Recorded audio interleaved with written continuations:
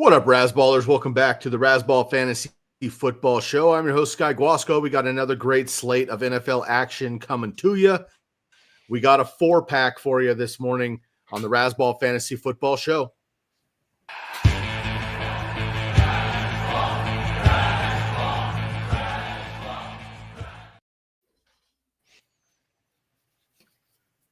What up, everybody? Welcome back to the Razzball Fantasy Football Show. I'm your host, Sky Guasco. That's SkyGuasco on the Xbox machine. We got a 4-bar for you today. My boy Matty Styles up here in the top with me here. This is Styles08. We got Davey Cruz at Cruiser128 and Derek Favret, Derek_Favret on the bottom bar. Jeff Kezar on a bye week this week, but he will be back with us. Of course, you can follow everything Razzball related on X at Razzball NFL. You can subscribe right here to the YouTube channel and the podcast at the Razzball Fantasy Football Show. And you can find all of our amazing content and writers, articles, exclusive tools, brand new tools that have been very, very helpful with the lineman stats. We have slot versus wide, home and away splits, tight end rankings, waiver wire. Of course, we have some trade talk with injury updates, everything available for you at football.razzball.com. The boys are batting 1,000 on replies to your questions. You ask a question online, you will get answered. You have additional questions, you come here on a Sunday, and we answer the rest of them for you. Today is National Tight End Day, everybody. So we're going to have a number of fun tight end prop parlays. Not that we condone betting, we don't. But should you be interested in something like that, today's a fun day to jump into the athletic lineman. So feel free to have some fun with that. We put a thing out to our team internally, and we're going to report those throughout the show, but I'd like to open it up to the chat as well. Feel free to drop your favorite tight end this week to score a touchdown. Any tight end all day today, not tonight, not tomorrow, with kind of their own bars, but any tight end today that you feel will score a touchdown, drop them in the chat, and we'll be reporting them throughout the show. Instead of fantasy analysis this week, we've had plenty throughout the week. Dropped a Sunday bar. I had an avocado. Anybody knows an avocado? Basically, it's an espresso shot with usually vanilla bean ice cream. Big fan. Avocados and affogatos are a little bit different, but we do respect avocados here on the program as well. So, mentioning a Sunday and looking at my I'll show you here. It's my Eugene Emeralds. My little ice cream helmet, that you get at the ballpark at the Eugene Emeralds here. So, Matt, I'm curious, favorite ice cream / favorite Sunday topping? French vanilla. That's it. Plain. Wow. Just short and sweet from Matt this morning. Rare, unusual, appreciated. Dave Cruz, to you. Yeah, as a kid, my favorite was 31 flavors mint chocolate chip, and the topping would be fudge. Shout out Baskin Robbins. Yep. Not a sponsor. Shout out Baskin Robbins, not a sponsor, but I do appreciate that. Right, Derek. Yeah, anything with hot fudge. I like it. Wow, you guys are just right to the point today. It's mid-season. We're gearing up for the fantasy playoffs. These guys are no bullshit today. Jeez. Here I come, fresh energy. I got 3 or 4 hours of sleep, which is about double what I usually get before a Sunday morning show. I'm hyped. I'm ready. I'm energetic. I've got some fresh water, everything else. You guys are just fucking to the punch. I like to see that. Baskin Robbins, I believe it was the gold medal ribbon, if anybody can really turn back the clock there. I think it was like a Rocky Road situation, a little caramel. I don't remember if it was walnuts or almonds. No, I don't think it had. Am I on track there? But you're right. It was really good. No, but I don't think it had nuts in it. It was really good. But I don't. Maybe that was like a praline I had on occasion. Yeah. Oh, gotcha. So yeah, big 31 flavors show. I'll have to work on 31 flavors next year for a sponsorship. We'll see what happens. But at 8:19 Pacific time, perhaps ice cream isn't ideal here per my doctor. All right, everybody, good morning once again. We got Travis, we got Jerry, we got GR, we got Jeff, and Jeffrey. Not related. I've already checked. Let's get into it, gentlemen. We do have a couple of injury updates, of course. If I'm fading in and out, somebody just flag me down. You know how this works. We do have some injury updates throughout the week and throughout the day. So we're going to have some news popping as we get going here. Dave, I know you're good at that. Any weather concerns, Derek? That's an ambiguous question mark. Maybe you can double check. I haven't seen any quite yet, but it is snowing where I'm at. So we'll see what happens. All right, Jeff Marks, first, always, good morning. I appreciate you. Let's get into it. We got 2 questions for both full PPR. National Tight Ends Day, right off the bat. Let's get into it, gentlemen. Dalton Schultz or Harold Bannon Jr., Jalen Knoll or Chase Brown. You guys remember Chase Brown? Drafted him in like first round, second round about 2 months ago. He's been on a bye week since then, but starting to pop back. Like to see that. Uncle Flat reviving the entire Bengals, doing what he does best. We got Dalton Schultz and Harold Fannin for a tight end position, and Chase Brown. Styles, who goes with Chase Brown, 0 shares. So no, I don't. Not familiar with the player, but I'm going to start Chase Brown. Volume over a wide receiver 4/5 that's actually playing or starting today with Nico Collins out, no Tank Dell all season, Christian Kirk out. And with that, I'm going to take Dalton Schultz as well because the wide receivers are such an issue.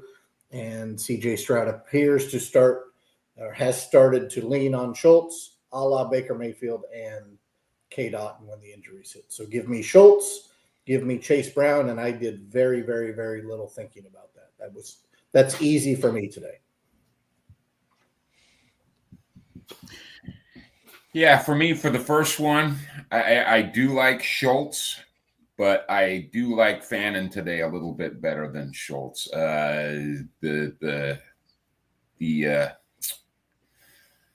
The Patriots are top half in allowing fantasy points to tight ends. The 49ers are a little bit better against tight ends. Schultz doesn't get near his ceiling that often. He's usually good for, around 10 PPR points. Last week he had about 18, but that was his most in almost 2 years. So I'm going to go with Fannin for the tight end. And yeah, I'm not ready. I know Noel got some work last week after Nico went down. We'll see who they lean on more. I know that makes Schultz a little bit more attractive, but I'm still sticking with Fannin. I'm going to go with Chase Brown against the Jets. Yeah, Chase Brown's an easy one as well. The Bengals offense is starting to come around, is starting to calm down and be more like normal with Flacco there, and we saw that last week with Brown. Last couple, he's been looking a little bit better. So the Jets are the Jets. So you've got to go with Brown. He's got the workload. He'll have the opportunity, and the matchup is not all that bad for him. For the first one, I'm going to go with Fannin as well. I know Njoku, he missed last week, and he's still questionable this week, even if he plays. They've got a bye week next week, so it does make some sense to either sit him one more and get him full healthy, or just get him out there, lighter workload, get him through the game injury free and into that bye week. So to me, this feels more like a Fannin game as well. And in fact, I'm starting him in one of my leagues too. So for that reason, so I'll take Fannin and Chase Brown. Same. Is that a 4-bar right off the bat? No, I think Matt went his own way. Classic Styles. Yeah. Against the trends, like hip enough with the trends, but also not, a leader, not a follower kind of guy. Makes sense. Sounds like a Seattle type dude. All right, let's get into Travis Heaps here. Good luck, Jeff. Thanks again, buddy. Always appreciate you being a front runner there. Okay, Travis, good morning. Full PPR, do I start Tyjae Spears or Kyle Monangai? So we got 2 backup running backs here. Leaning toward Monangai, hoping for a positive game script with Lamar out. It's rough out here. Thank you. Yeah, we got about 5 questions here that lead with struggling with injuries, ... question. We're all there together, but know that your opponent is also, and there are 6 teams on bye. So everybody's in the swamp right now. We're doing our best. Tyjae Spears, Kyle Monangai, Styles, you're up. Based on last week's game script, you would think Monangai is the answer, but I am going to go with a similar game script as Indianapolis is going to boat race Tennessee. So give me Spears, and it's going to be more receiving, dink and dunk stuff to try to at least stay in the game. So I'm going to go Spears, and is that the only one? Yeah, there's only one question. So, yeah, give me Spears. Yep. Full point PPR. Yeah, I know you're hoping for a positive game script with Lamar out, but this isn't the Saints in Chicago. I don't think they're going to roll over the Ravens in Baltimore even without Lamar. They've got a lot of defensive pieces back this week, and they actually played solid against the Rams without some of those guys. So I'm actually kind of favoring Baltimore today against the Bears. So I'm gonna start Spears over Monangai. I just don't think he's going to get. I don't think Monangai is going to get a lot of carries if they aren't, rolling over the team. Yep, I'm going to echo that. It's the same thing. I think last week was really more of a one-off than what we can expect moving forward. So I like Tyjae Spears here as well. He's been getting 4 targets per game the last couple. This is his 4th game back from injury. He should be looking at least a half split, so he'll get a half dozen carries as well. But really, in that PPR, I want those receptions, even if they don't go very far. I want those extra points there. So I think he's a safer play for sure. I mean, if we're counting on Monangai because of the game script, that's pretty dicey. Whereas especially this week with all the buys and everyone's struggling, you just want those guaranteed points. And even if it's 6 or 8, that might mean the difference between winning and losing. So give me Spears and those, quote unquote guaranteed points. Yeah, I'm with you guys. I'm gonna echo the sentiments as well. Derek mentioned that he's got 8 targets in the last 2 games for Spears. He's caught 7 of those. Again, that's just kind of to fluff up that PPR opportunity. He only has 10 rush attempts, 14 total since he's been back, but he has 7 receptions. So kind of 50-50 on that workload. So I like that a lot. And I don't really trust either one of these guys for a big pop. But this particular week, I think Spears has more upside in his opportunity there. So rough matchup, but we're going to play game script on this one. Sky, question. Yes, sir. Any chance that this is a burner account from an Arizona State University legend? Brandon Ayuk? Excuse me. Oh. An Arizona Cardinals legend and Baltimore Ravens legend. Todd Heap. We have a Todd Heap. We might have a Todd Heap sighting. Is it Arizona State? Was I right? Arizona State? I gotta double check what is that, Pack 8? I mean, what are you doing? What are you doing to me here, Styles? Jeez. I'll look it up. I was going to go Larry Centers, but I don't think he played for the Ravens, so that threw me off a little bit. Arizona State University. I was correct. Good call. Good pull. Good work. Look at that. Look at that, man. Give me two left-handed baseball sluggers that also went to Arizona State University. One Hall of Fame, maybe never. Reggie Jackson and Barry Bonds. Yeah, and Davis first. There's no chance that they leave Bonds out. There's no. Well, I was being respectful, letting you finish because I'm a gentleman. But nonetheless, also for no reason. Go ahead. Sorry to interrupt, but Drake London is out. Oh, you're killing me. Boy, oh boy. Hit me with the breaking news, man. That's it. Not looking good. We're going to get a lot of those questions here in about 5 minutes. For no particular reason. This doesn't matter to anybody except for his family and kids that grew up with him. But Styles and baseball fans, just Google Brett Wallace. Brett Wallace, Arizona State. He went to Justin Siena High School. Somebody on the panel here struck him out 3 times in a single game. I don't know who it was. One of us did it in high school. He eventually goes on to Arizona State with a full ride. That's fine. He's really good, super tall and huge. Then he gets drafted by the Cardinals, I think first maybe. A little Diamondbacks work, but he broke most of Barry Bonds' hitting records at Arizona State. Kid's legit. Didn't have a huge MLB career, but dude's awesome. Also a left-handed slugger. That's why I bring him up. Anyway, shout out to our boy Napa, California native Brett Wallace. And my arm still hurts from those days of pitching. You like that, Derek? Yeah, Yeah, man. yeah. Dude, I threw like six. I did throw a knuck. Legit had 6 pitches in high school. Miss those days, man. Nice. Should have been made. So another fun fact: Arizona State. If you are considering being single and going back to college on campus, the Arizona State. And I've mentioned this before because it stuck with me for many, many years. Arizona State female to male the education rates, right? Campus, 6 to 1. 6 to 1 female to male ratio at Arizona State University. So let that sink in, especially if you have any children that are looking to go to college. You may want to go take a campus visit, if nothing else. Totally. I bet the education's incredible at Arizona State as well. Shout out to the Sun Devils. Jerry, good morning.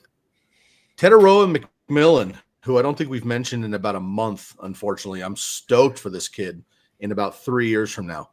But with Andy Dalton resurrected, coming out here throwing bombs today, maybe it'll be fun for Tetaroa. And my boy George Kittle with a minimum 3 touchdowns today. So, Matt, do you want the touchdowns or do you want to bank on Andy Dalton? Another one that's pretty easy for me. It's National Tight End Day. George Kittle invented the day. Mac Jones knows that George Kittle had 0 for 0. Mac Jones. And I don't know that, if it's Bob LaMarco as our quarterback ginger on our flag football team, I trust him more than I do Andy Dalton to Tet McMillan. But there is going to be a receiver that plays very well today for Carolina. It's not Tetaroa McMillan. So I'm going to go George Kittle. And by the way, if you have a waiver wire issue and you need to squeeze in a flex play, young man that you will never understand what he says in an interview, but Xavier Legette is going to have a second good game in a row. Hell yeah. Dude eats raccoons. Come on now. Eats anything he can kill with his hands. Yeah, I'm a huge Kittle fan. Southern living, man. You got to do what you do.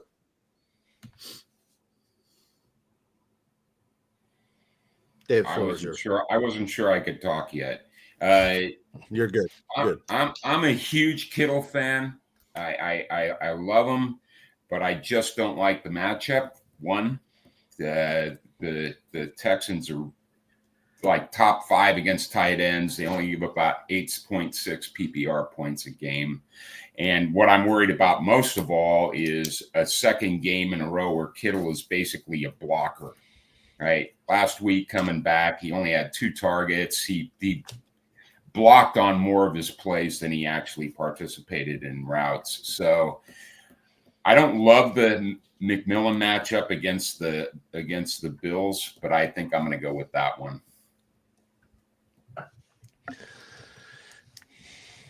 I'm going to go with Ted as well here. The slot wide matchup favors him.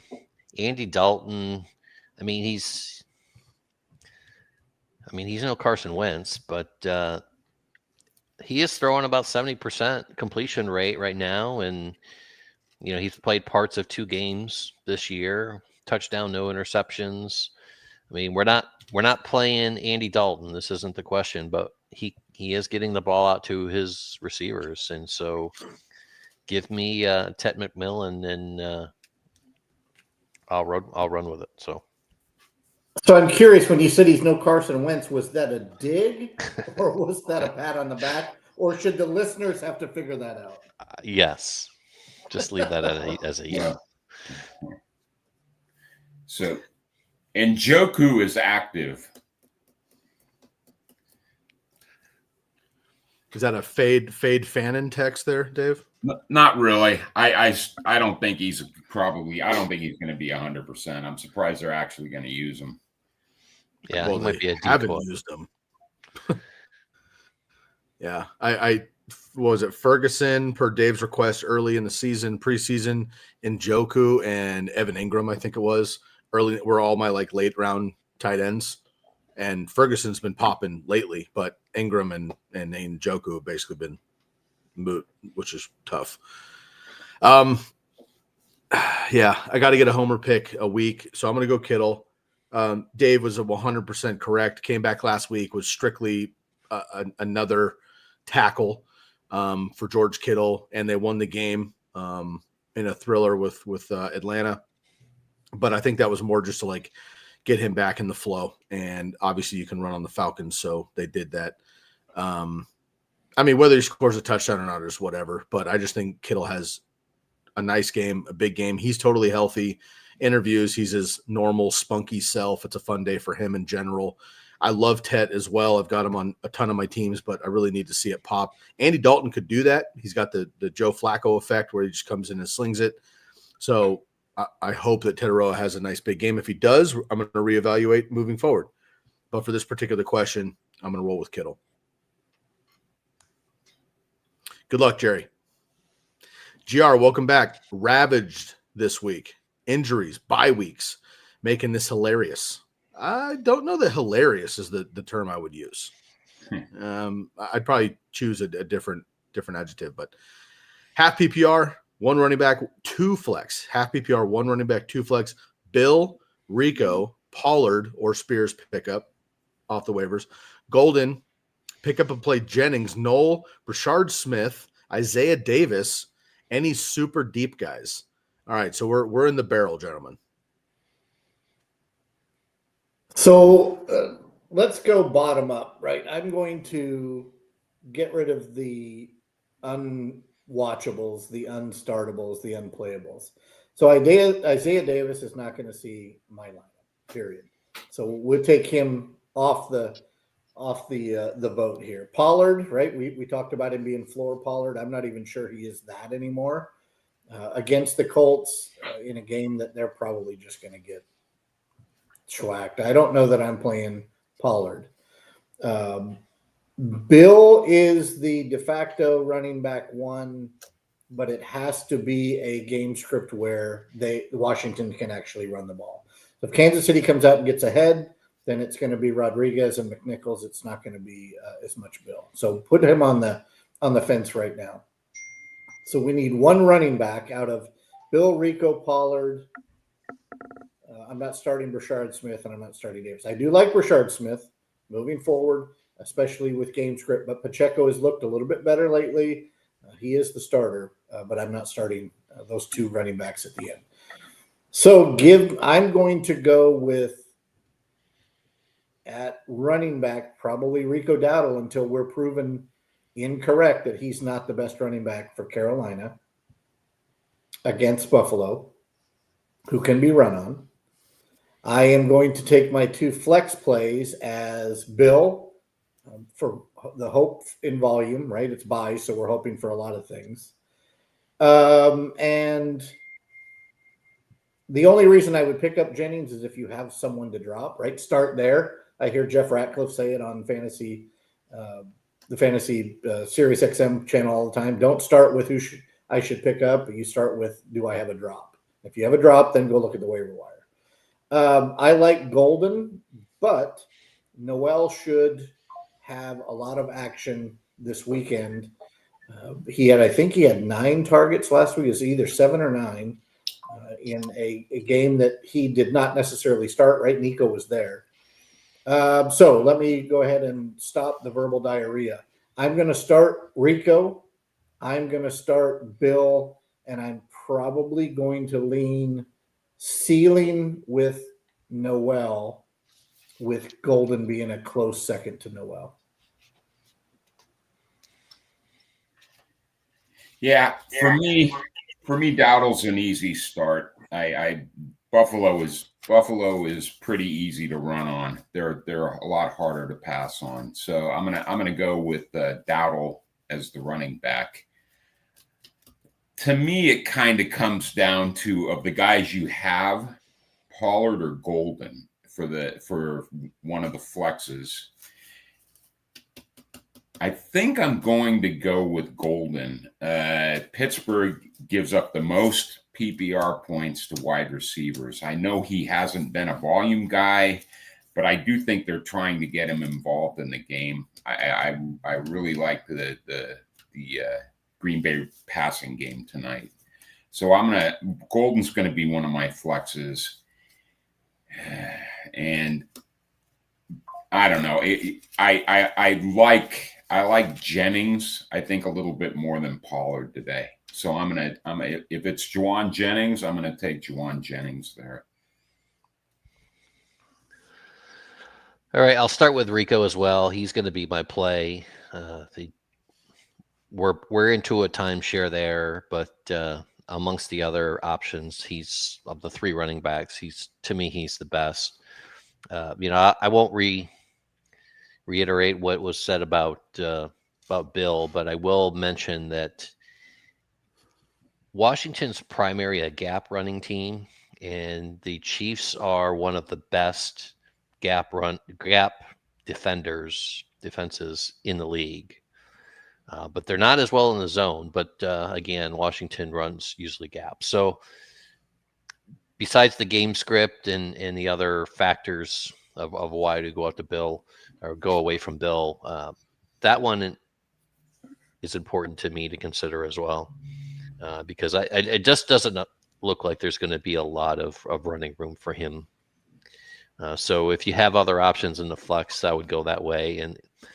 And for me, Jennings is the name of all these other ones I'm looking at that really stands out as a player that I want to have this week. So I would find a way to pick up and play Jennings. And if that means you still have Golden, then I will go Golden in my other flex as well. So for me, it's going to be Rico, Golden, and pick up and play Jennings. Derek, that's not Greg Jennings, just so you know. Still doesn't change my. Okay, just want to make sure we're on the same page. Yep. Dude, so sick, Greg Jennings. Oh man, it's been kind of fun with the Rodgers Steelers vibes this week. Seeing all these random little mashup clips of him and 15 rando receivers who were only good for 2 years with Rodgers, and see these guys just go absolute nuts. Shout out Greg Jennings. Matt, I'm doing a deep dive, but of course, you living at Lambeau Field, I'm curious if you have more of an insider knowledge here. Golden, I know, has been questionable. Is this Monday night or what is it? Sunday night? Tonight. It's tonight. Are we thinking he plays? Okay. Sorry. Rico automatic. Noel. I guess we should get confirmation on that. I'm a stickler with names, and I don't know in particular. Noel or Noel for the Texans. I'm going to play him. Matt, you brought it up, 7 or 9 targets. He had a career high 7 for 77 last week. So I like him a lot. I'm going to play those two automatic. My next guy would be Golden, actually. I think Dobbs has a big game. I think Golden also has a big game if he plays, but then you're, again, risking it with tonight. So that may be a little bit for someone to stomach with all these injuries and things going on. If not, I would go with Jennings just because I think the Niners will be fine with the pass game. But otherwise, I'm gonna go with Golden if we can get confirmation somehow before you have to make a decision that he plays. So, Derek, let me ask you this. Can Pittsburgh be run on? Sure. Yes. Okay. Can Cleveland be run on? I would rather run on Pittsburgh than Cleveland. Good answer. And what did Josh Jacobs do against Cleveland? Two touchdowns, but virtually nothing on the ground as far as yardage went. So it's still NFC North. It's a different defense. Sky, for you, where does the Green Bay offense run through? What player does that offense go through?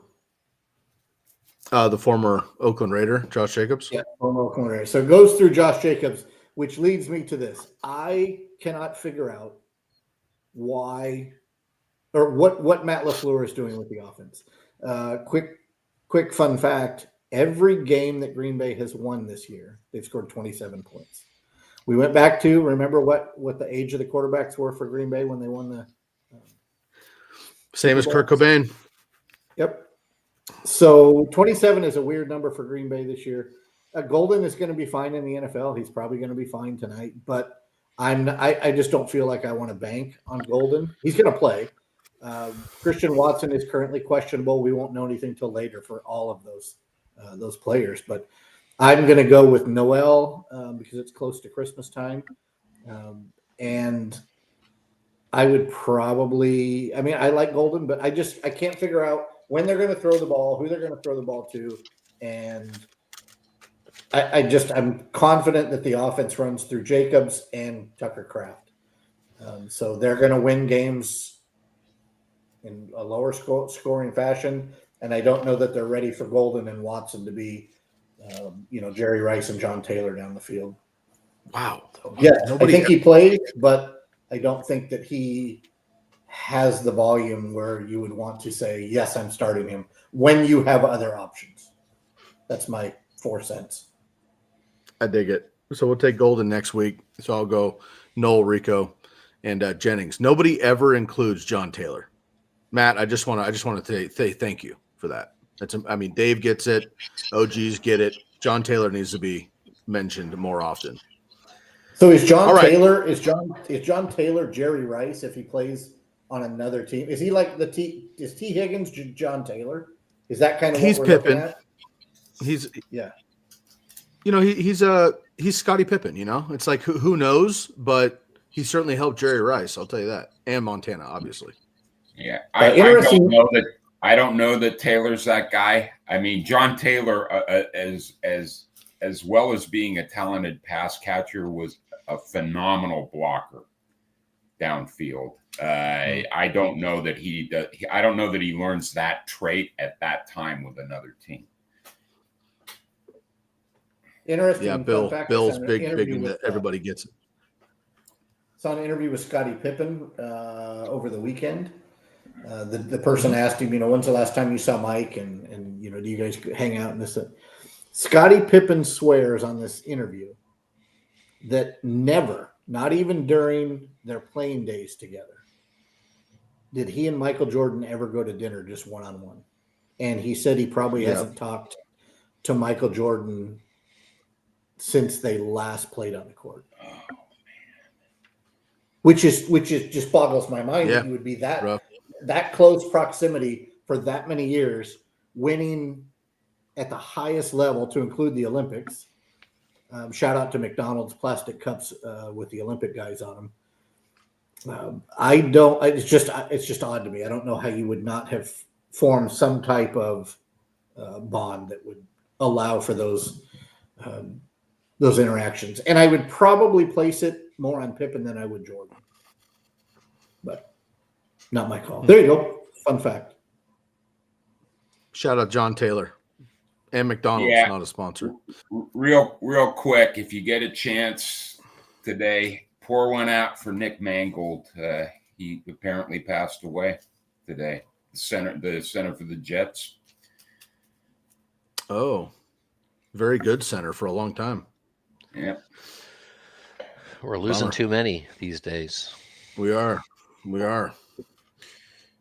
Yeah, shut up, Muscle Hamster as well. Okay, Jeffrey, got a couple questions here. Hey, fellas, who are you guys starting out of my team? PPR Super Flex. I love it. PPR Super Flex. Who are we looking at? T. Higgy, Derrick Henry, Rashad White. So Super Flex doesn't necessarily matter here.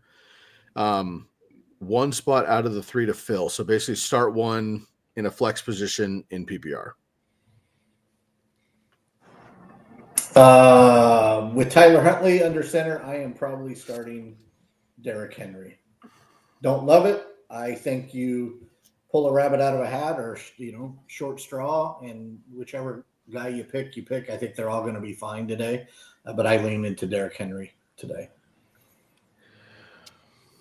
Yeah, for me as well.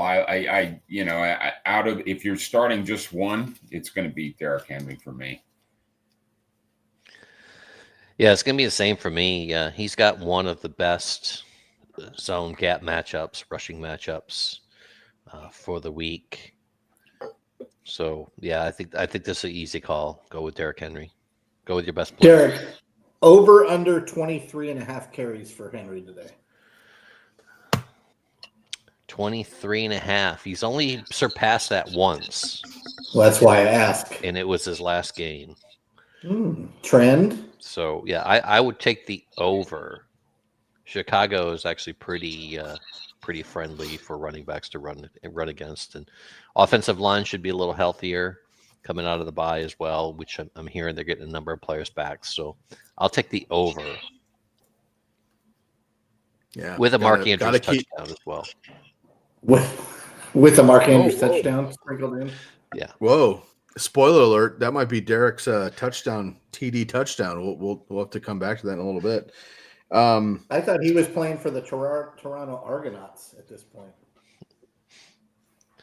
Well, he was. I think that's on, what is that, Friday nights?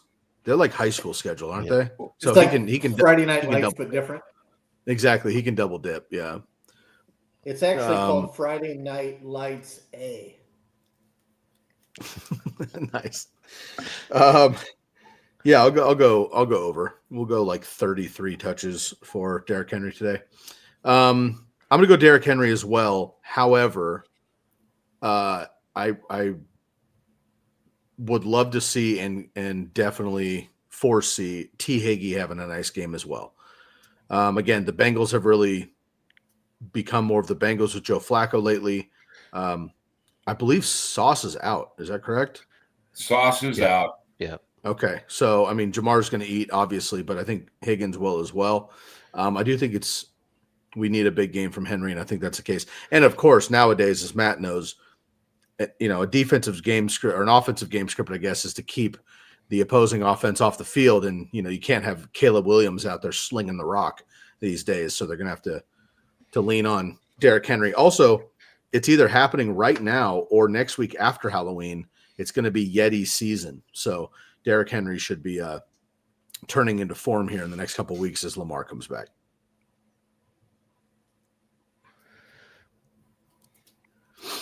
Okay, Michael. Good luck, Jeffrey. Michael, good morning. Full PPR, flex Pacheco, or Marks for tight end? Jets? Marks, for tight end.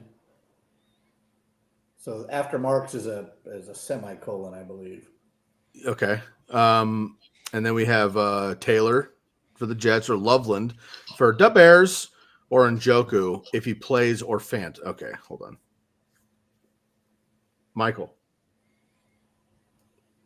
Just take an extra second, my man. We got lots of time here, right?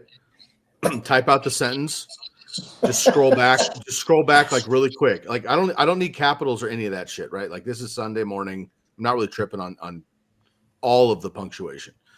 But a comma, a period, a dash even could help us out tremendously. So we have a full PPR flex here, and we got to start a tight end, I believe. Is that correct? It looks and you like see all that the names to me. Or all the tight ends, or Pacheco. So let's go with that. Full PPR, Pacheco, or any of these tight ends. Matt, I'll go to you. Dave, I'll go to you. Yeah. I'm starting Marks as my flex, and as my tight end, I'm going to start Mason Taylor. I love the matchup in that game for Taylor.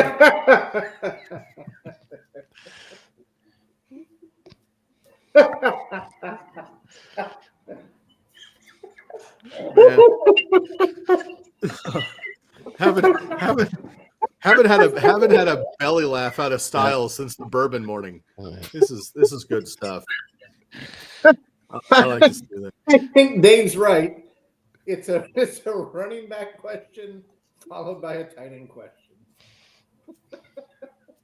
Got it. So give me, because I'm done with this. You sounded way too much like me when it came to punctuation. # used to be a college professor for 9 years, but yes, sure. I hear you.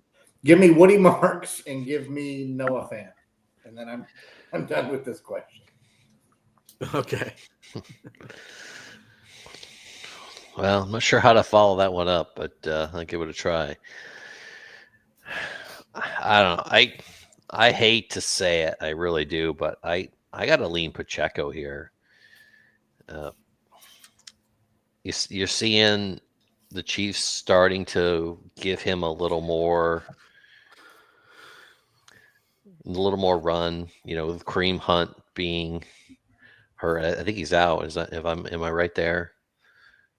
No, he's cleared for Week 8, so he may play. Hunt's good. But yeah, they think he's going to play. Yeah, I wish I was Marks. I really do, but man, we just don't know what we're gonna get in. When I did my running back work earlier in the week, it actually a little more favorable for Chubb than Marks. Just the way that kind of the matchup is. So I'm gonna lean Pacheco. And I'll be honest with you, Michael. Though it's a gut call for me. I'm just gonna lean Pacheco.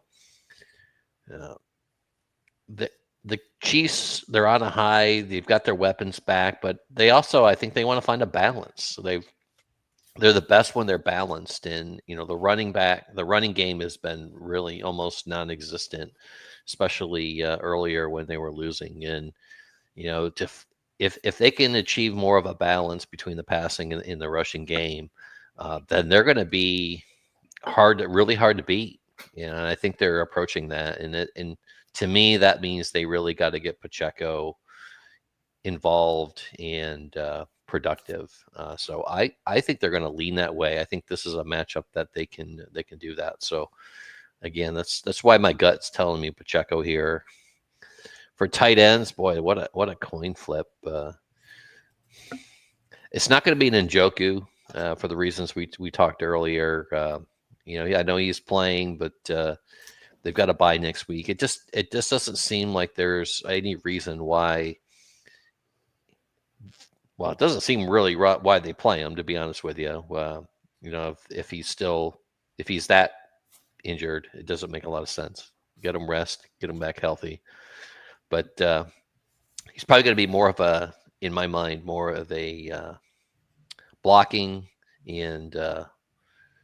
He'll get a couple targets, but I think Fanning is going to be more of the tight end target there. I don't know. Wow, Loveland. I think I kind of like Loveland today. Don't ask me why. He's not getting a lot of work. I mean, he's gotten 4 targets is the most he's had, but that was last week. And I know Baltimore's got some of the defensive players back, but I think Loveland, again, another gut call for me, but I think it's not going to be Taylor as well with their situation there with the Jets, and Fan is up and down. So yeah, Loveland just seems to me like the right play for this week. So total gut call, Pacheco and Loveland. Wow. Geez, I'm going to throw it way off. I'm going to go Marks and Taylor. And Dave, amongst all the giggling and the confusion here, and correct me if I misheard you. Did you answer 2 different questions or just one? Because I was confused also on the right. Did you? I answered Marks. I answered Marks for the flex. Cool. And I answered Taylor for the tight end. Got it. Marks and Taylor. That's what I've got as well. And Derek's going to go Pacheco and Loveland. Yeah. And Matt's, who knows what Matt's doing? Yeah. He had Marks and Fant. Nice. Look at Dave. Dave reading through the muck. Good work.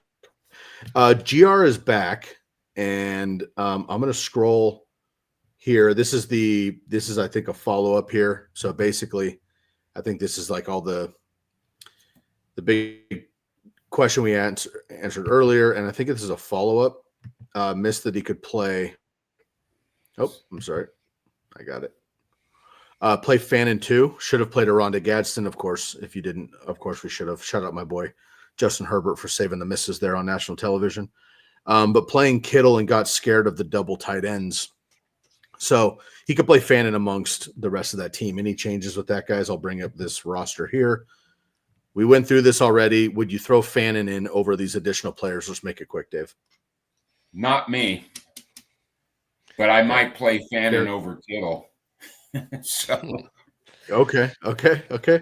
That's fair. Yeah, I wouldn't mind playing Fannin over Golden. I said Golden was my third, my second flex was Golden, and yeah, I wouldn't mind playing Fannin over Golden. I think they both, you're rolling the dice with both of them because there's other options, but I actually think Fannin might get more targets than Golden does, so I wouldn't mind rolling with Fannin over Golden. Okay. Alrighty.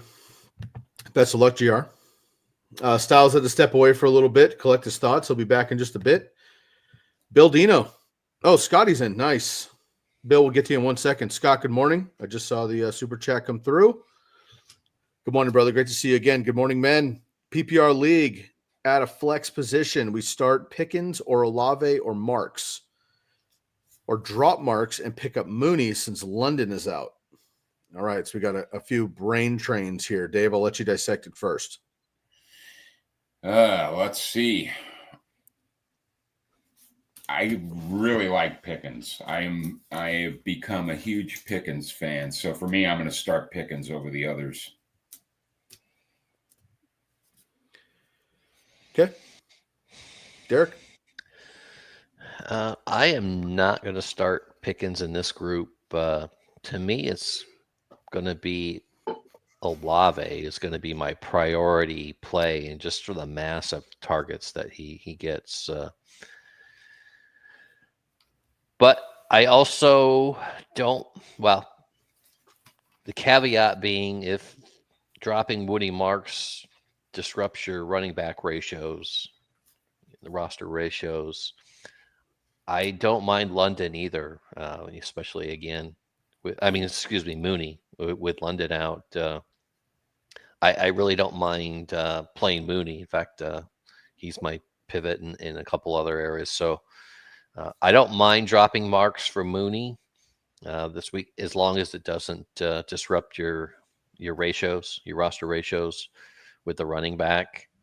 But even with Mooney in tow, I'm still going to Olave first and foremost. Maddie, you want to jump in?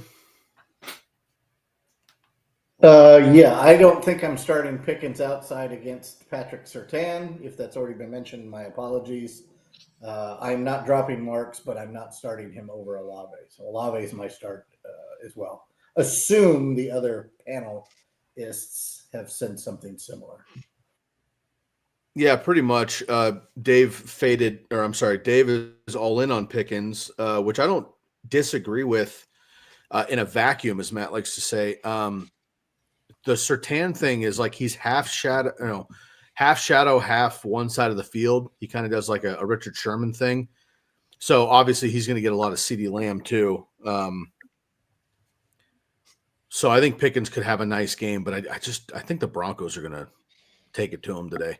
I'm going to go with Olave as well. I can see Pickens having a good game, but if this is my roster, I'm going to start Olave, which is insane and probably dumb based on the quarterback situation and the offenses overall, but the workload there. So Dave could sound very interesting in a few hours here if this backfires on us, but it looks like we're going 3-1 Olave over Pickens. Marks just isn't on the level in PPR of these other guys. Now, if you want to moving forward, Scott, obviously check an IR spot. I'm sure you've done that already if you don't have an IR spot available. If you had to, and Derek's right on the ratios, I like picking up Mooney anyway. London's out this week, obviously, and that's a plug and play probably. But he was 2 or 3 plays away against the 49ers last week for having like 120 yards. I mean, literally.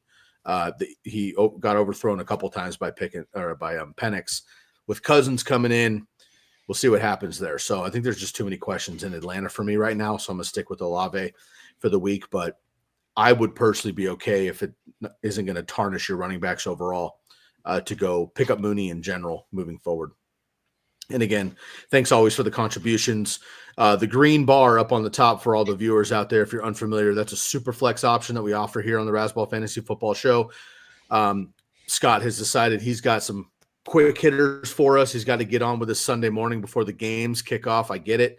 So he's decided to give us a contribution here for the show.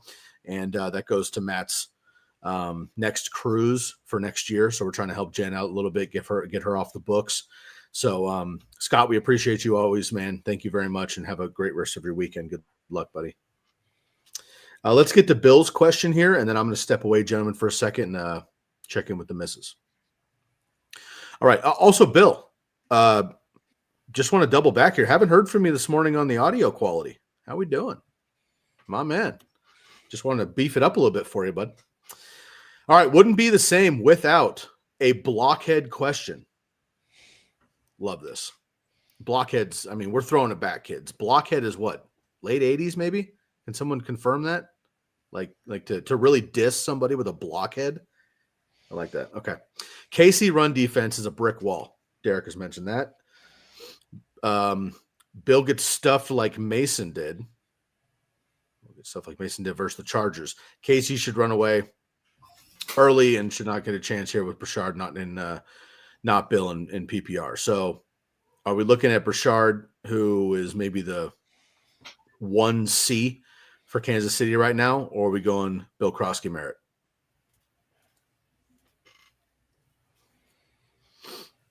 So I don't know if they're a brick wall. I think they're probably playing a little bit better than what that defense actually is. Spoken from the mouth of a guy that rostered the Kansas City defense early in the year, where Chris Jones didn't ever come out of the locker room. So Bill gets stuff like Mason. I'm assuming that's Jordan Mason, not Derek Mason. Yeah, he had a terrible night on Thursday. Yeah, 1.6 points, I believe, in PPR. Is that 3 rushing yards? Am I remember correctly?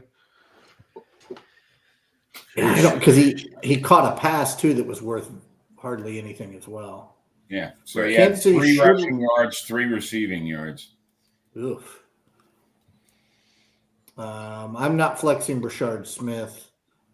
I don't like any of your options, Bill, but you knew that when you posted the question. I'm probably going to assume the game is going to be closer than what the NFL wants it to be, or actually the NFL wants it to be close. So people tune in for the cigarette and booze and nudie magazine commercials, right? All of those things, but they need the Chiefs to win. So I think it's going to be Washington keeping it close, Kansas City winning, and in keeping it close, it's going to be Bill over Brashard for me.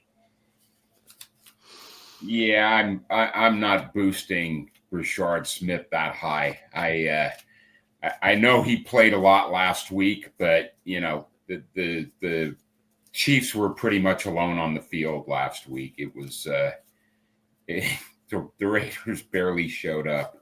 So no, the Brashard Smith hasn't been getting that much volume. I like him over some of the deeper dives, but not against a guy that's likely to get at least a bulk of the carries early, at least. I just don't see Smith having that many touches. Yeah, it's going to be the same for me. He's going to be the safer play. Obviously, you're not expecting a ceiling option there, but for Smith, he's the only 2 games this year where he's had more than single-digit snaps. It's been 2 weeks where either Pacheco or Hunt, for various reasons, didn't take their normal snaps. That's the only 2 ways that he's getting more than single-digit snaps. So he is catching the ball out of the backfield. This is a PPR, so there is a chance for 4 or 5 points from the passing game. And unless he's going to get carries, and again, with Hunt fully healthy, you can't count on that. I think his ceiling is maybe like 5 or 6 at the most. And, you know, we talked a little bit before about Mason, but Bill should get the bulk of the work, and I think that's the safer play. I think you're not expecting 12 to 15, but 8 to 10 is probably realistic. So I'll go with Bill as the safer play and just hold on to Smith and see how that KC backfield shakes out. Because if one of those two get hurt, then he's going to have a bigger role, but not this week. I agree. I'm going to go Bill. Yeah. Yep. I'll commit. I'll go the 4-bar. I'll go Bill. I do like Burchard, though. I want Burchard on my rosters. And frankly, I don't know how or when you want to do this because generally it doesn't seem like a conventional move. I would drop Kareem Hunt, for example, personally, for Burchard Smith if I'm not starting Kareem Hunt, which I hope you're not, on a routine basis or something, right? He's a starter. He rolls in the end zone pretty much weekly, whatever, but he's not doing anything otherwise. Getting a little bit banged up later in the season, older veteran. If he struggles or gets injured, Burchard, with more work, I think could be awesome. He just isn't getting the volume yet. So he's somebody that I would want to stash as like a deeper third string handcuff, I guess. But for this particular question this week, I'll go with Bill. Appreciate you, Bill.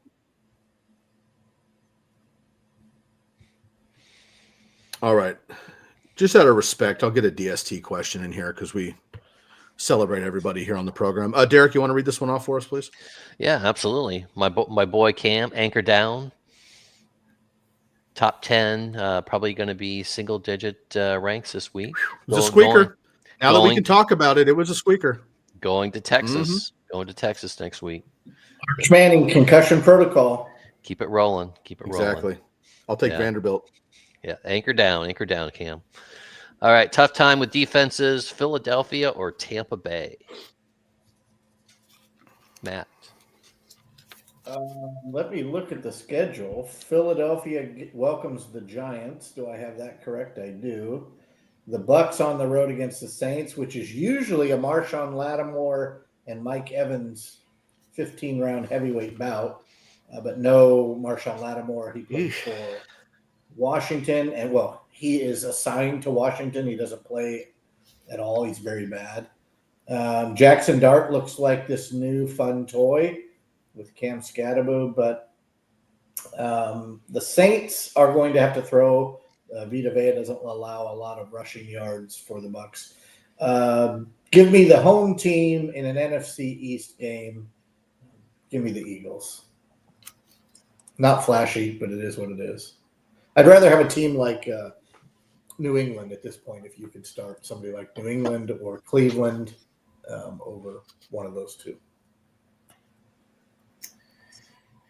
Yeah, I'm. One thing the Giants can do with Dart under center is score points. So the question for me becomes, can the Eagles stop the Giants from scoring, and can they turn the Giants over? I'm not sure they can, but I think I'm going to go with Tampa Bay on this one. I just think I think the Saints are more likely to be low scoring and more likely to make a mistake. So I'm going to take Tampa in this. I don't really care much for Tampa's defense as a long-term play, but of these two choices today, I think I'm going to take the Bucks. Yeah, the Eagles, and especially the Eagles defense, were just completely embarrassed by the Giants a couple weeks ago on the national television. So were the Broncos. Well, but no, I think they get their revenge today. They're at home. Yeah, I think this is a get right game for the Eagles defense. Honestly, they're not going to. They were surprised by Dart and Scatterbo. I don't think they were ready for what the Giants threw at them. They'll be ready this time. They're not going to be embarrassed at home. Give me the Eagles, and I wouldn't be surprised if they get in. The defense gets into the end zone as well. Ooh, the old DST anytime touchdown prediction. I like to see that. Man, I like Dave's work there. I'm gonna go Philly too, just because I don't think they get surprised twice. So I'm with you. I'm gonna go with the Eagles, but Tampa could end up with a nice game too, going up against the Saints. But if I'm going with Olave, I'm gonna stick with that. So I'll go with the Eagles here too. Gentlemen, take over for me on some more tight end questions. Again, everybody, I'm going to step away just for 2 seconds. I'll be right back. Feel free in the chat. Drop your favorite tight end today in the day slate, not tonight, not tomorrow. The day slates. Drop your favorite tight end to score a touchdown today. It's National Tight End Day. Kittle, Tucker Kraft off the board. Let's pick somebody else. Drop them in the comments. We'll read a few of those off, gentlemen. I'll be right back. All right, boys, we have Jerry Fort coming back in. We spoke to Jerry's question earlier. Now he's got a tight end. Choices are Ertz, Juwan Johnson, Colston Loveland, Jonnu Smith, Pat Freiermuth, Noah Fant. Dave, what do we think on the tight end front?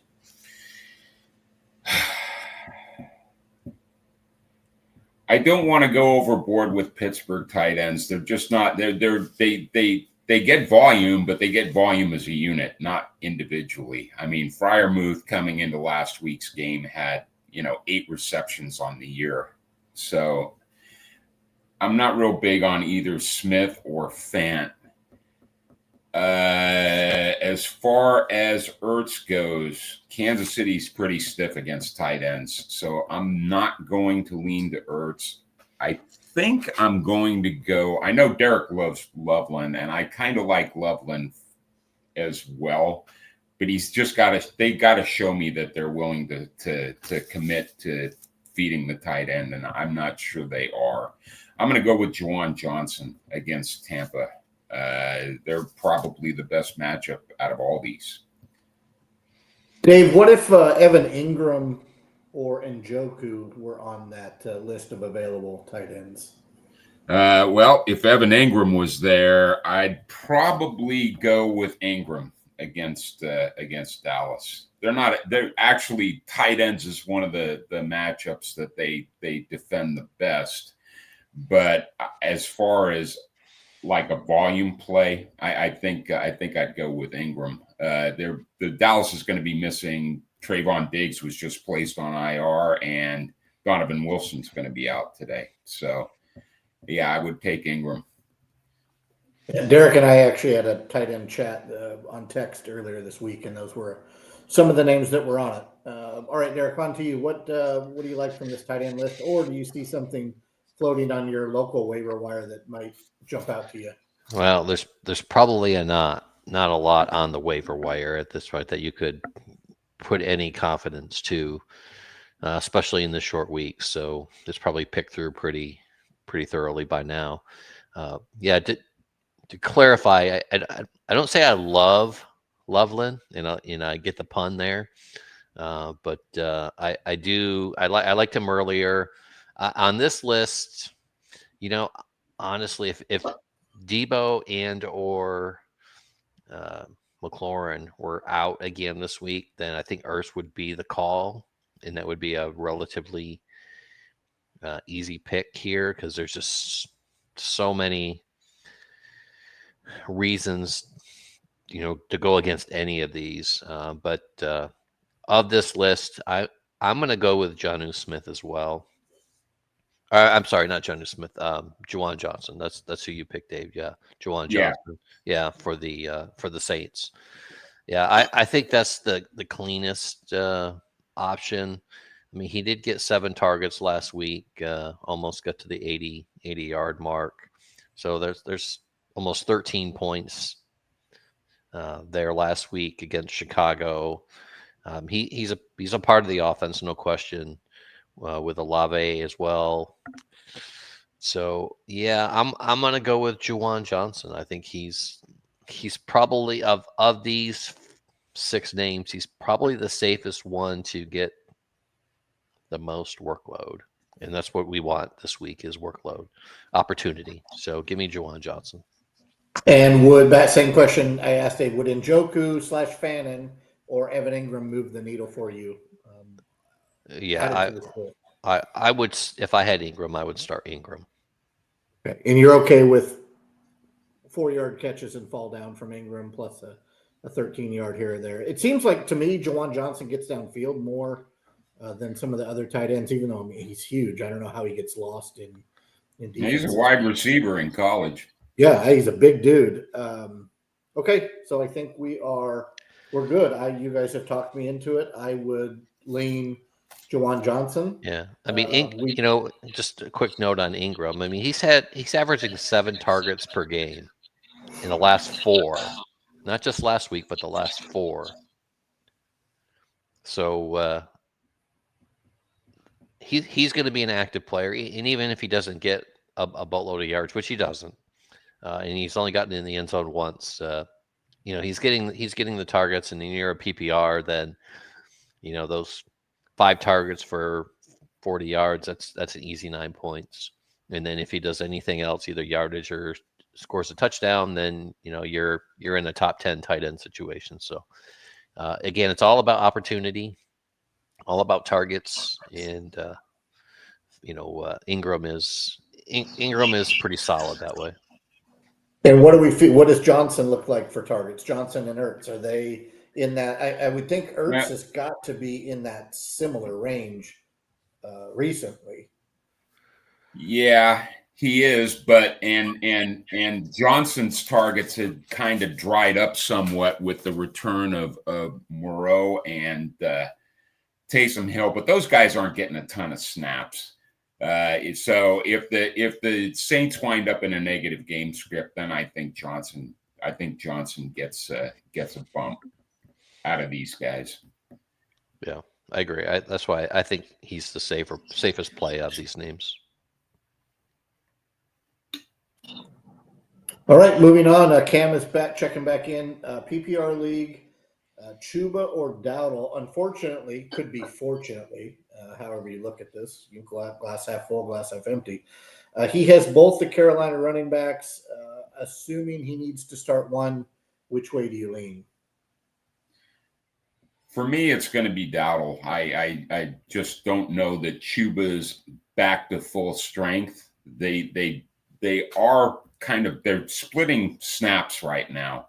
Actually, Chuba had a few more last week, but Dowdle actually had, I think, the more touches. So I'm going to stick with Dowdle. Dowdle seems healthier and is still, when he gets the ball, he's doing good things with it. So I'm going to go with Dowdle. Yeah, I'm going to agree. I'm going to lean Dowdle here as well. And Dave just alluded to, when he's getting the ball, he's doing things with it. I mean, he's breaking tackles. He's getting yards after contact, whereas Chuba really hasn't. That's been one of his downfalls this year, is that he's just not getting those extra yards where Dowdle is. So I think this is going to be, again, one of those ones you set it, you don't watch because you'll drive yourself crazy, but just go look at the scoring at the end, and the likelihood is you're going to see Dowdle a little bit ahead of Chuba. So that's where I'm leaning.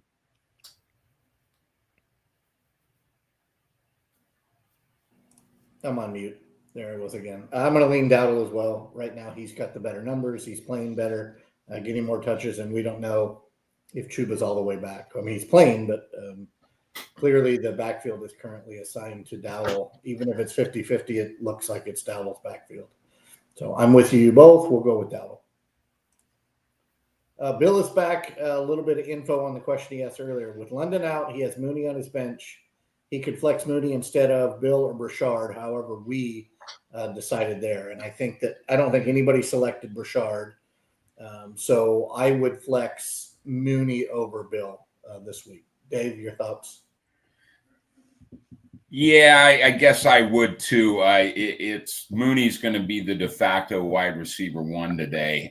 The only concern I have is that Cousins isn't real mobile, and what I'm worried about is Miami is decent at a pass rush. They don't get a ton of sacks, but I'm worried they may try to attack Cousins. So if and I'm also a little bit worried that it's going to be a Bijan Robinson game. So I think I do like Mooney a little bit better than Bill, just for the fact that he actually may have more of a volume.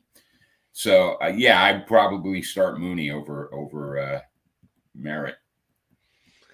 Yeah, I would as well. I would take Mooney over Bill in this case, or even Smith. Yeah, whichever way you're leaning, Bill. I would go with Mooney, just for the reasons that Dave just said. I think that there's going to be some opportunity for him.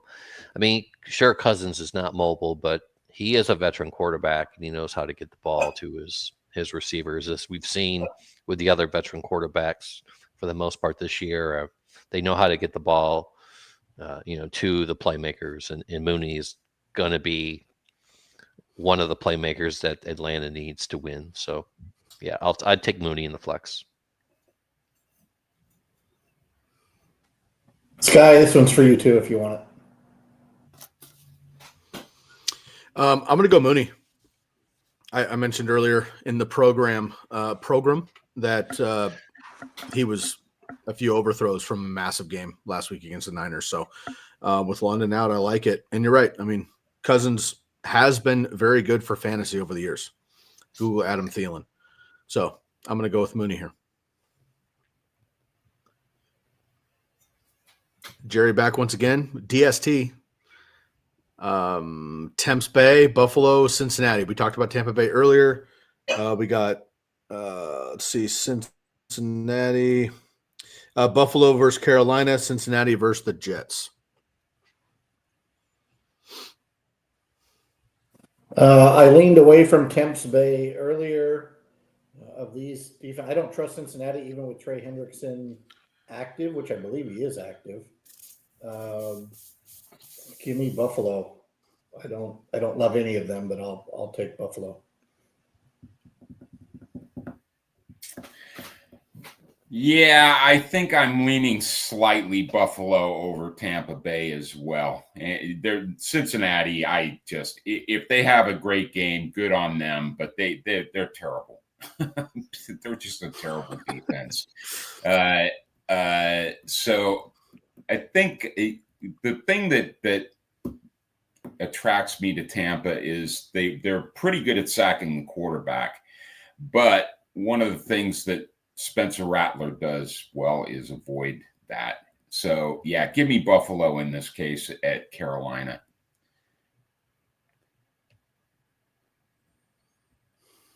I'm leaning Buffalo as well. Cincinnati's intriguing because of that matchup with the Jets, who are just atrocious. But that doesn't elevate them to either Buffalo or Tampa Bay, and I like Buffalo just a little bit better as well. So I'll take Buffalo.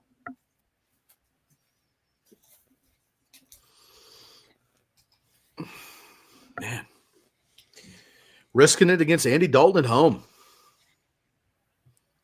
Risky. I'm gonna go with I'll go with Temps Bay actually. All right, epic fail. And gentlemen, we're about 30 minutes or so from kickoff. So make sure you get your questions in. Again, you're tuning into the Razzball Fantasy Football Show. We got a 4-bar for you today. We have anywhere from 2 to 13 of us every single Sunday. You can check in. If you need to get going, you need to make that target run with the misses before kickoff, or get the kids out to soccer, you're hitting church, whatever it is, and you got to get a question going, feel free to hit that super chat button and drop us a contribution, 99 cents. $2.7 million, whatever you can afford, and we much appreciate it. So we can get Matt on another cruise around the world. Matt, price is out because obviously the followers will take care of you. The missus doesn't have a say, respectfully. This is totally you. Be selfish. You can take a cruise wherever you want in the entire world. You've been there, you haven't, doesn't matter. Where would you like to go? 30 seconds or less. We're actually taking one in March, and it's going to be all of the saints: St. Martin, St. Thomas, St. John, St. Kitts, all of those. So we are interested in doing that. Most of the cruises we take are kind of local Caribbean. We've been to most of the ports, so we don't even get off the ship anymore. Just kind of hang out and let all the parents and kids take their booger eaters downtown, and we don't have to worry about anybody on the ship. So it's nice and quiet. Free access to the ice cream machine, which is nice. French vanilla all day. All the kids jumping out of the piss pool and being in line in the ice cream run. So, yeah, That's a good one. I wouldn't mind. We did Alaska once. That was really nice. But maybe something up in the fjords, right? The Scandinavies, if you will. Yeah. Might be something. But yeah, we're taking a good one in March. And fun fact, we have now recently found that if we do a little bit of gambling in the casino, not that we condone that. We don't. Someone on the panel recently learned how to play craps. And we've been getting free cruise offers. So it doesn't take a lot of gambling. Trust me, I'm not a gambler, nor do we condone it on the show. But yeah, we're getting free cruise offers left and right just by putting a little money on the craps table. So, or the slot machines even. Those give you faster cruises. Absolutely love it. I heard booger eaters and piss pull, Derek, from 1 to 10 rank Matt's love for children. 15. Nice. Good. Okay. Good bounce back there. I like to see that. All right. Well, safe travels to everybody out on your cruises there. All right. Epic fail. Good morning. Welcome back always. Half PPR and Njoku, Engram, Schultz, National Tight End Day. Also in PPR, we have Pacheco and Shakir. Styles. I think we're back to easy questions, at least for me. Thank you, Epic Fail, for checking in. Schultz and Pacheco, and it's not close for me. Even though Ingram's kind of close. Dave, you're on mute, Dave. No worries. Sorry. Stepped aside. Super chat. All good. Super chat is in the house. Scott Eminger came back. Got it. Let's wrap up this question quick, and we'll get to Scotty in a second. Okay, I'm going to go Ingram and Pacheco. Same for me. Ingram and Pacheco. For all the reasons we talked earlier, for both of them, actually. Schultz versus the Niner, Fred Warner out. I'll go with Schultz and Pacheco as well. Scotty, welcome back. Buys. Is that a football gents emoji there, Dave? Can you look at quickly? Looks like a football gents emoji. Can you see that? It looks like a sunset to me. Okay. I think it might be something else. I can't really tell. Yeah, but you're talking to the guy probably with the worst eyes, so it could be an emoji of Isaiah Pacheco for all I know. Fair enough. I think Scott got that emoji past our editing team. PPR league. I need one tight end and a flex. Juwan Johnson, Dalton Schultz, Travion Henderson, Monangai, Brashard Smith, and Jalen Coker. Man, let's get Jalen to pop, huh? Maybe today. Good luck, gents. Hashtag Bills Mafia. Hashtag Buck Army. You're right. Forever. Okay. Need one tight end and one flex here. I believe that's the really mad red face cussing emoji. Is that right? Let's football gents. It's a children's show here. Yep. One tight end, one flex. Give me the two tight ends. I'm not starting the other four players. Ooh, yeah, I agree. I think out of those players, I think the volume plays are the tight ends. Travion Henderson, I can't really recommend at all. Monangai, I can't guarantee volume, and I can't guarantee volume for Brashard Smith or Coker. So, I'm going to go with Juwan Johnson and Dalton Schultz for both. Yeah, make that a 3-pack moving forward. The top two tight ends, top two names here are the first two tight ends. Everyone else, there's just so much uncertainty. I'm up for all of them. Like Sky, I would love to see Coker pop, but I don't know. We don't know when that's going to be, and to take a chance this week is probably not the week to do it. So, I am going to pass on all the other names and go with the first two, Johnson and Schultz. Boy. Man, remember when everybody was hyped on Travion Henderson, mainly Jeff and I? Nothing worse than a rookie going off in preseason. Like, it might be my least favorite thing outside of injuries in fantasy football now. I can't stand it. It's the worst. Let's go double tight ends. National Tight End Day. Next week, fire up Brashard Smith and fire up Jalen Coker after they go nuts. But right now we're going to go with the tight ends. Schultz goes crazy. Niners get the dub. That's how it goes. We'll go 4-bar. I think we've only had 2 or 3 this morning. Bill Dino's back. with Watson coming back, I have to drop one of these guys to get Watson active on my bench. This is Christian Watson, not the other one. And I think I know who in PPR. Drop Judy or Ridley? ? So first of all, Watson is not guaranteed to play tonight, correct? This is a future play. Am I okay? So futuristically, next week, let's say, are we dropping Judy or Ridley to activate Watson? This could be Ben Watson, but we're in the wrong year. Number 84, I believe. Go ahead. I think you're right. Yes, another big dude, right? Looks Juwan Johnson looks a lot like Ben Watson. Judy, and I don't care what a mess their quarterback room is. Shador is out, so get him out of your super flex lineups because he's not playing today.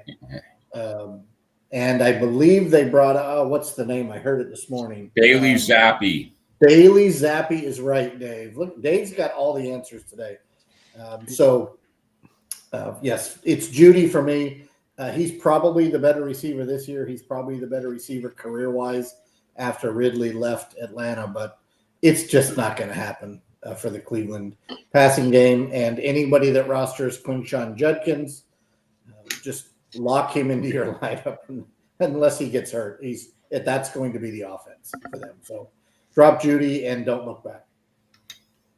Yeah, I agree with Matt. The Cleveland Browns are smart enough to think Dylan Gabriel is better than Joe Flacco. So, all Gabriel has done is sucked pretty much all the air out of that offense, except for Sean Judkins. I'm fine dropping Judy for Watson. I'm not expecting a lot out of Watson tonight, even if he plays. But I'm fine having Watson on a much better offense than Judy. And I know Ridley hasn't done a ton either, but if I'm dropping one or the other, I'm keeping Ridley. I don't even think Ridley on a bad hamstring is worse than Judy on two good ones. How about this move? Ridley to the IR, Watson activated, drop nobody. I was thinking that, and I'm trying to not overthink it because can't you just switch them? Yep, and then Ridley if Ridley, and Watson, and then if Ridley continues to be on the IR, you just leave him there and you punt this decision to next week. I'll take it a step further. I'm going to say drop both of them. Whoa. Go to your wire and find someone who was rage dropped or who was dropped, to fill a hole because of all the buys this week, just because they had to fill a roster spot, and stash someone else besides Judy or Ridley. Is this a Tez Johnson tweet? Yeah. Hell yeah. I picked him up in two of mine, two of them. But now I would honestly, I would look at your waiver wire, and if there's even if you have to put someone on the IR, pick them up and put them on the IR. Ridley's not going to play this week, and even when he does, I mean that's a mess. And you guys have already made very clear of Judy's situation. I guess I would question: will either one of these players, and depending on how you feel about Watson, will either one of those wide receivers play on your roster moving forward? Barring injuries or anything else. So I would seriously look at the waiver wire and see if there's someone out there that you could just stash for a month from now, and go that way. Just drop both of them. Yeah, keep an eye. I know everybody's frustrated tonight, or today, this weekend, Thursday. If Quentin Johnston gets dropped, pick him up. I cannot put Ridley on IR unless NFL Fantasy does. Yeah. So Ridley, okay. Yeah, lame. Our league does not allow. Got it. That's man. Unfortunately, Bill, that's just strictly a league setting thing, and we can't help you with that. That's tough. That definitely changes things here. I'm with Derek. I mean, I'm not into Judy. Shout out Dylan Gabriel for what he did here in Eugene, but not awesome so far in fantasy or for the NFL. Ridley's, he was my guy preseason. He just isn't. So I would get rid of both of them. You could pick up A.O. Manor, who's the other guy in Tennessee, who I think is going to start popping. Jalen Coker, we talked about, could pop. Quentin Johnson will probably get dropped. I would pick him up next week. Malik Washington. Malik Watt. Yeah, there's a handful of guys out here. I think you can, if you're going with like the, and what the hell, we'll see what happens guy, Tez Johnson, about 4 of the different, Denver receivers. I think you can find different names. So get rid of the names, pick up the production. I think you'd be fine. But yeah, Watson coming back hopefully will help out. We'll see what he can do. All right, B. Silva. Start 1 in the full PPR. Loveland tight end day. Shakir, Chuba. Somebody want to help me out here? DK. Like Tennessee, Metcalf. came out of University of Miami. Oh, DK. Gotcha. Cool. Right on. Gotcha. The U. Safe play. Who's the boom? All right. So we're going with the floor. We're going with the ceiling. We need a flex with full PPR. Matt? I think the safe play is Chuba Hubbard. I probably lean in this game. Who's Buffalo playing? I knew this. The Panthers. I think the safe play is Chuba. The floor is Chuba. I think the boom play is Xavier Legette, with the safest of all 4 probably being Shakir. If that makes, if I've given you 3 answers, I'm not starting DK for not against the Colts defense and Cam Ward. So I would say the floor is probably Chuba, the middle ground, and what you kind of just this guy that's going to be there and get some stuff will be Shakir, and the boom will be Legette for me. Yeah, I think Matt kind of hit it. I like Chuba if I wanted to play it safe. I like Shakir as more of a ceiling play, and you're right. It's possible to get booms again out there with Andy Dalton playing. So the question to ask yourself is, what do you need most? Can you afford a low score, or do you need to play it safer? So if you need to play it safer, Chuba. If you need to go for the home run, Legette. Yeah, I really can't argue with what either one of you said. I guess I could make a little bit of an argument that Shakir might be the boom as well, but Chuba by clearly is the safe play, and one of the wide receivers, either Shakir or Legette, would be my boom.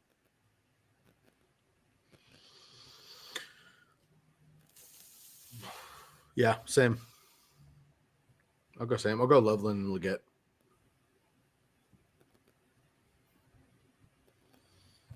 All right. That's an LOL from when Matt almost had passed a kidney stone on the giggles there earlier in the show. If you don't remember, you can go ahead and rewind that back. I think it might have been your punctuation comment.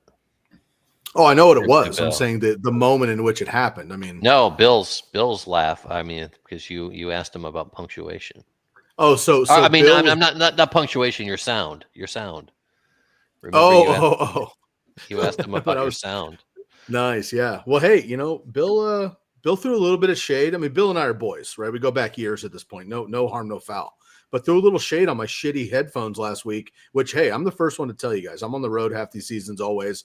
Who knows what kind of setup I'm going to have from week to week, and it always comes back. So back nine, Ronnie, we'll get to you in 1 second, bud. Scotty's back for a three-peat. Speaking of Scottie Pippen's greatness. We got May or Dart. Might be the same quarterback. Time will tell. May or Dart? Stop overthinking Drake May. It's Drake May. Yeah, I'm actually going to go with Dart. The only quarterback that's actually done much against the Browns this year has been Lamar Jackson. So I don't see Drake May being Lamar Jackson. So I'm going to go with Dart. I know it's not a great matchup. Neither one of them are. Derek, how do you beat the Browns? Well, it's the passing game. Thank you. Yeah. And but he's yet to throw over 287 yards this year. I don't think this is going to be the week that he does it. But I really think the Eagles are going to be ready for Dart. They weren't last time. They're going to be this time. So I'm going to go May.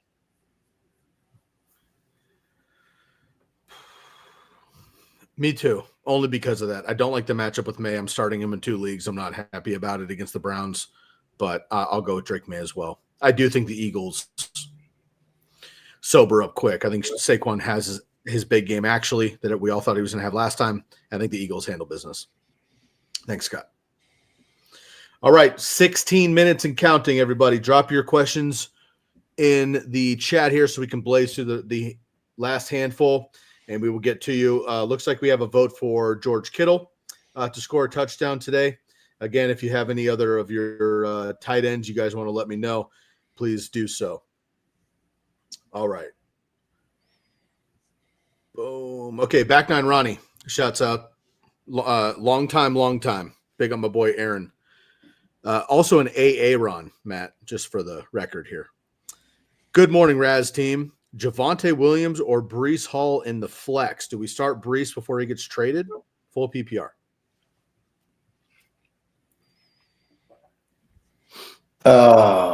Oof. I mean, there's only 2 offensive players for the Jets. Fields and Breece. Mason Taylor is questionable. He's going to play, but this is crazy. Goodness gracious. Javonte against the Bengals, who were exposed last week. I have a feeling the Dallas-Denver game is going to be more through the air than it is on the ground. And with that, give me Breece Hall in a game that he should touch the ball 40 times. He won't because Aaron Glenn's a dunce. But give me Breece Hall over Javonte Williams. Yeah, it's going to be the Javonte Williams revenge game for me. Nice. It's they're going back to Denver. I mean, they have an offense with a pulse. Okay, the Jets are just a joke. So I know Cincinnati has a bad defense, but Jets just have a terrible offense. I've got to go with the Cowboys over the Jets. It's pretty easy for me. Yeah, I was going to mention that as well. Lost in the national tight end weekend is the fact that this is a Javonte Williams revenge game. But I'm going to lean the matchups here, and the Jets and Breece Hall have the second best zone rushing matchup against the Bengals. And if they're going to get off, I don't think they will, because I think my boy Joe's going to light them up. But if the Jets are going to have a chance to win today, it's going to be because they're chewing up the clock on the ground, and that means Breece Hall. So I like the numbers say that the matchup is good. The game script, in my mind, for if the Jets want to win. I mean, that's another, I guess, a side question if they even want to win. But if they do, it's got to be Breece Hall. Has to be a big part of it. So I will lean Breece Hall. Boy, it's hard to fade Javonte. I'm going to go Javonte here, full PPR. Excited for Breece Hall to end up somewhere fun for him to go nuts, though. Ertz or Fannin, half PPR. With Njoku back, I'm going to lean into Ertz ever so slightly. Yeah, I like Fannin better. He's playing more snaps. He's probably going to have more targets. Ertz just hasn't been getting targets. He's been playing half the snaps. I've got to go with the guy that I think is going to play more. Yep, same with me. I think it's going to be Fannin. I'll go Fannin upside. I mean, Ertz best case scenario is a couple catches and a touchdown, which is nice. But Fannin's and I tricked everybody. I dropped Ertz to add Ingram in the guillotine league. So give me Fannin. That makes it 4. Nice. Well, if the Ravens can in the waters there, Matt, just testing out how we felt. If the Ravens can retroactively change Lamar Jackson's practice status for Friday, we'll allow Matt to do this as well. The league approves.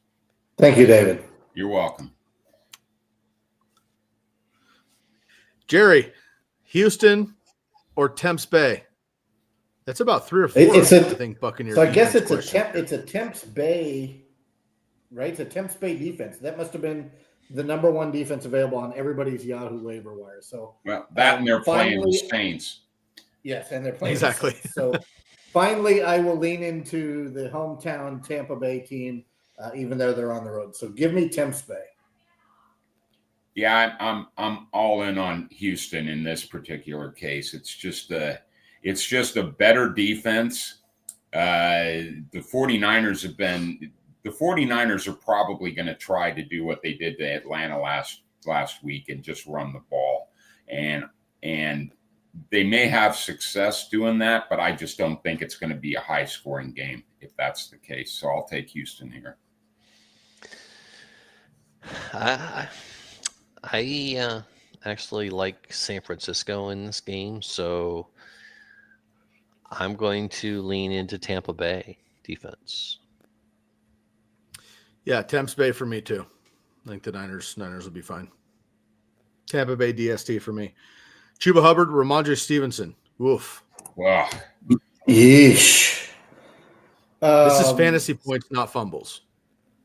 Well, Ramondre's going to fumble today against the Browns. Lock that into your parlay. Yeah, Trayvon's not going to play due to that or anything. But no, he could fumble 3 times and Trayvon's not going to play. I don't get it. It is what it is. They're winning. I guess Vrabel's smarter than me. Certainly has a bigger wallet and more on the line. But it's crazy that he's not even getting the James White looks, the Kevin Falk looks, the Danny Woodhead looks. He's not getting any of that. It doesn't make any sense. So give me Chuba Hubbard. Yeah, I just got to go with Chuba Hubbard here. I hope Ramondre Stevenson does well for my shares, but that is just a brutal matchup against the Browns running. So I mean, Buffalo's one of the better matchups in the running game. So I'm gonna go with Chuba Hubbard. Yeah, I'll go back to my zone gap work. Ramondre Stevenson has the 31st ranked gap matchup. He's primarily a gap rusher, New England and gap rushing team. He's got the 31st ranked gap matchup this week. I don't like that at all for him. I'm going to go Chuba Hubbard. Hubbard as well for me.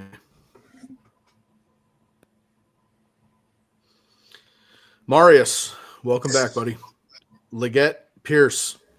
Man, let me some Pierce. I've been feeling Pierce last couple of weeks, man. I'm firing both up on this nasty bye week in different leagues. I have a feeling that if it comes down to volume, it's going to slightly lean towards Leggett. If it goes towards touchdown, it's going to slightly lean towards Leggett. If it leans towards 3 for 98, it's going to go towards Pierce. Pierce is being used as the deep threat. He's also getting a few more looks shorter. But I believe Josh Downs is back this week. Can anybody confirm that? Josh Downs is back. Okay, so that puts Pierce on the outside, Downs in the slot. Yes, I believe so. So I would lean Leggett in a vacuum with this start today. Yeah, with Pierce going back to the wide receiver 3 in Indy, it's going to be Leggett for me. I don't know. I don't really care much for either. I know Leggett had a great game last week, but you're going to have to show me more than one. But as far as it goes, Pierce going back to 3, Matt's right. It's boom or bust with Pierce. I'll take Leggett as volume play. Yeah, I will as well. We've got a number of questions, so I'm not going to give too much more analysis, but I'll go with Leggett as well. Oof. I'm gonna go Pierce just because I've been riding the train, but Leggett's the clear mesh here from the crew. I just like Pierce. Good player. Gives me some Austin Collie vibes, you know? Like lightning. Big day for Harbaugh and the boys on Thursday. Now he's able to catch the show on Sunday morning. We always appreciate that. Shout out to Jim. What's up, guys? Half PPR. Do I start a flex out of these guys? J.K. Dobbins, Debo Samuel, Woody Marks. Nice group here. Tough question. Directly from my heart and not from my analytical side, I'm going to go Woody Marks. I think volume. No, I'm not. I'm going J.K. Dobbins. That's what I'm going with. But I don't like it. I want to go Woody Marks so bad, but I'm going to go Dobbins. And then I guess we got to hustle. Yeah, as much as I want to go Debo Samuel, I just the Dobbins matchup against Dallas is just too good for me to pass up. Agree. Dobbins for me. Oof. I'll go Dobbins too because I want to make sure Debo's healthy. All right, boys. This is what we're most terrible at. We have 5 minutes. Names only. Names only. Let's roll. As the same league in the tight end, start Fannin versus the Patriots, Pitts versus Miami. Thanks and have a good day. Pitts. Yep. I love Fannin, but Pitts is the right answer here. Boom. Pitts. Bill, we already got to that. Hiram, welcome back. Pick one PPR. Franklin, Mims, Jennings, DK, Slayton. Franklin, if you don't love it, Jennings. Yeah, Franklin's a ceiling play for me. Jennings the floor. I couldn't agree more. Both of what you guys both said. Same. Give me Franklin. Go Ducks. Bill Dino, tell me when to send your quality stuff. Never cut corners. Love it. Oh, Bill, you can send microphones to all of us. Moving on. Yes, sir. Yes, sir. Hey, man, please. I have a good microphone. I'm just never home. Flacco or Dart for the ceiling? Did we see what Flacco? I'm sorry, Flacco. I can't talk about it. Flacco. I'm going to go with Dart. Flacco. Eagles show up today. Lightning McQueen. Start Chase Brown, Breece Hall, PPR. Breece Hall. Yeah, in this case, Breece Hall for me too.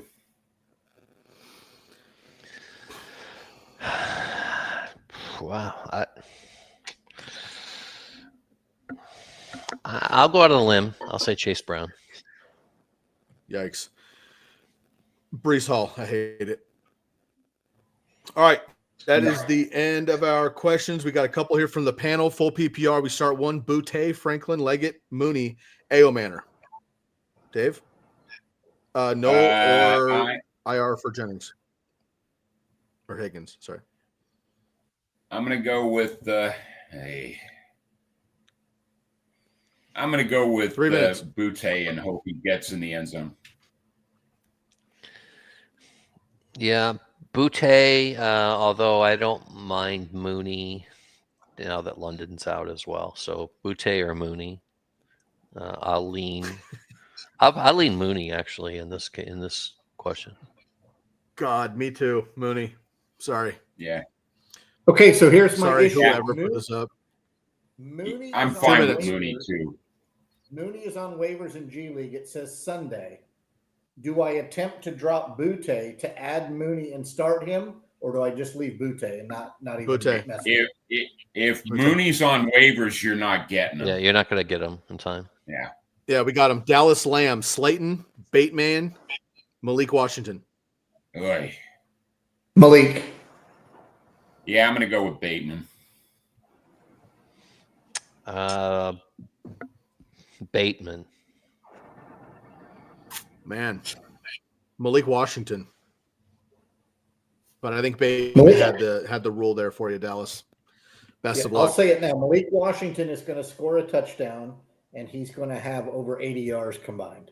Yeah, Atlanta's the toughest pass defense in the league, so I'll pass on Malik.